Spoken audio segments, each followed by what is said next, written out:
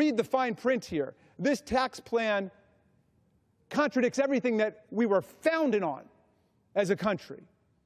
It upsets the very idea of democracy, abolishing the estate tax, abolishing the alternative minimum tax, driving all the wealth up the income and wealth ladder.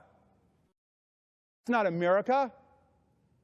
We've got to stand up for what American values really are. We are not Russia. We are not a kleptocracy. We are not Azerbaijan.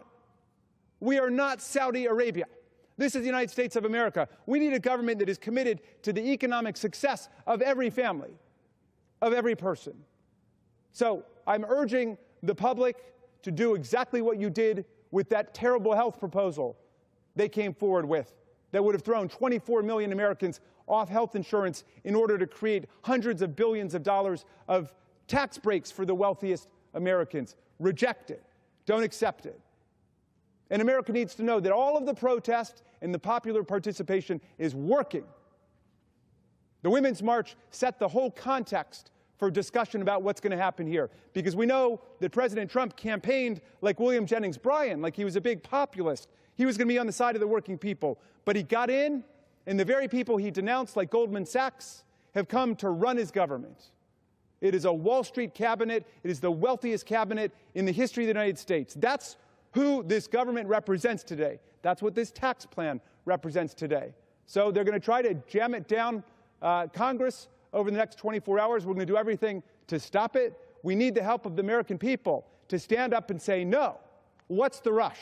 Let's take time and let's analyze what's in there. Let's see if it's consistent with our values. Let's see if it's going to blow a multi-trillion-dollar hole in the U.S. deficit. Let's see if it's sustainable, and let's see if it's the best way to do this. This is not a way to run the Congress of the greatest democracy on earth, springing things at us in the last minute, just like they did with the health care plan. You know, the Affordable Care Act that they're so eager to slice and dice at this point came about after 70 hearings in this body, after a year and a half of debate, town meetings all over America. And their plan to destroy it, they brought in on Monday night, and they voted it in on Wednesday with no hearings, with no witnesses, with no deliberation and discussion. And now they want to try the same magic trick with their tax plan. And they've got a royal straight flush. Let's be clear. They control the House, the Senate, the White House, and now with the confirmation of Mr. Gorsuch, the Supreme Court. All that we've got on our side are those three beautiful words that kick off our Constitution. We the people. We the people. We the people have to stand up and say, this is not what anybody voted for. It clearly was not what the majority of the country voted for, because the majority of the people did not vote for Donald Trump. But it's not even what the states in the Electoral College who were on his side wanted. Nobody was talking about a tax plan that would bring havoc and ruin to our economy and drive working class and middle class people even further into a position of submission to the wealthiest people, who now appear to want to govern us in all things. We don't begrudge anybody their wealth. It's great this is a country where people can get rich. That's great.